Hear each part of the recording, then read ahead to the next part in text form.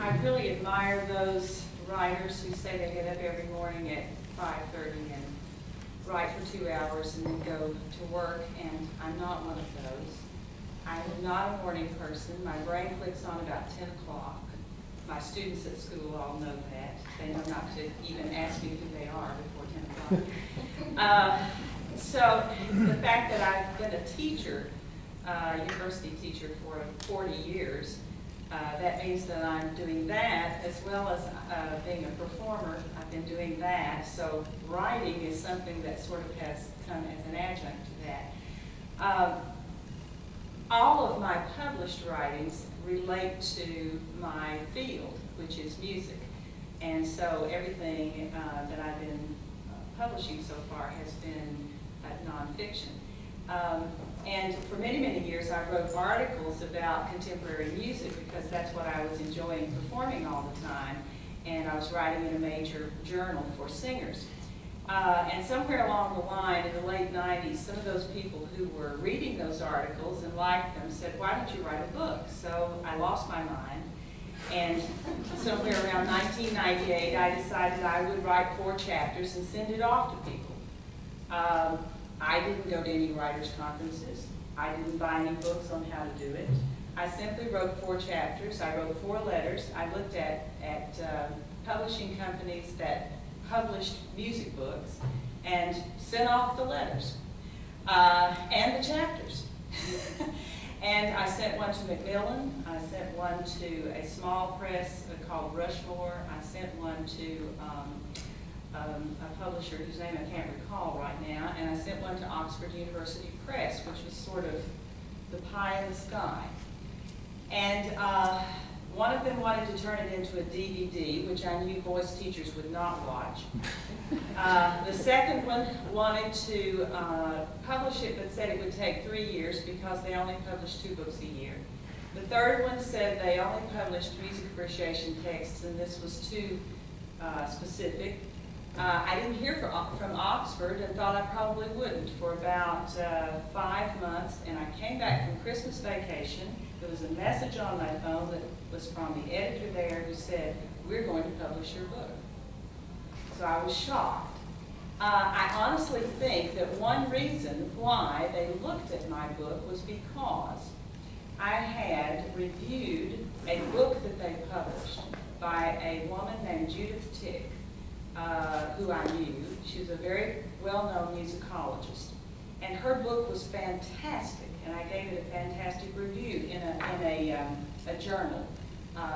And so I called Judith Tick when I was going to do this, and she said, "Well, let me give you the name of my editor at Oxford University Press." So when I wrote the letter to Oxford University Press to send them my 4 chapters, my first line said, "I'm writing you at the suggestion of Judith Tick, because her book had just won 4 book awards." And I felt, and I do feel today, that the reason they even paid attention to my book is because I mentioned her name. And that's the first thing I would suggest for anybody who wants to send something off to a publishing company. If you know someone that they respect a lot, who they have published, if you can get in contact with that person and have some kind of relationship with them and get them to help you in some way just by giving you a name, it might get you in the door. And I think that was one thing that got me in the door. Then they did want to publish the book. So that book, which is called Exploring 20th Century Vocal Music, was published in 2002, and it's now out in paperback. For this second one, which is coming out this year, I was deciding that I would want to write a book about how to be a performer and tell all the crazy stories that ever happened to me while I was a performer. And there are lots. I wanted people to laugh. I wanted it to be kind of an advice memoir book.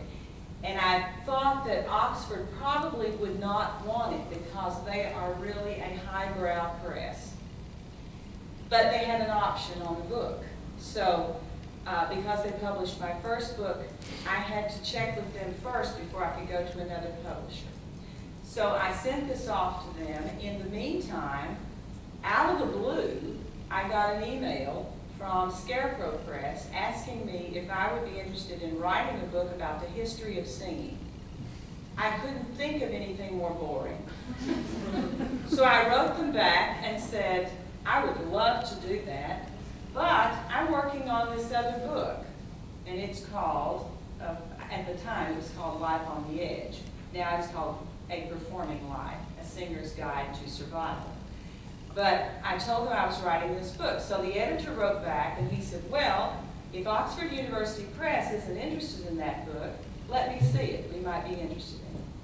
Oxford University Press, as I thought, would not be interested in it. It's a little bit too funny for them.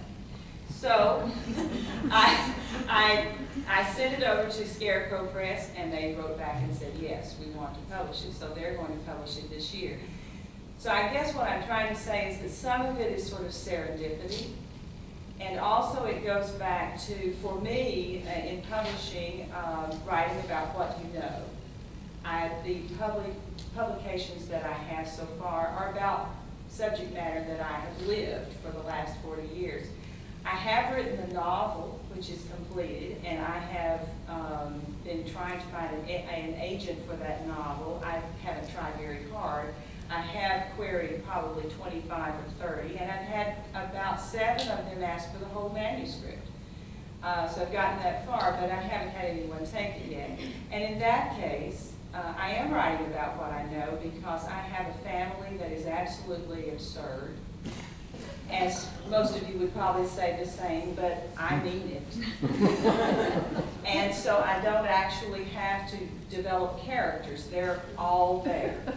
And so this novel that I've written is about the lunatics that I grew up with, basically, and what they might be doing in another setting. So that's what the novel is about, and that is my next goal, is to kind of try to get that going, as well as a group of stories about East Tennessee, where I grew up, in the mountains.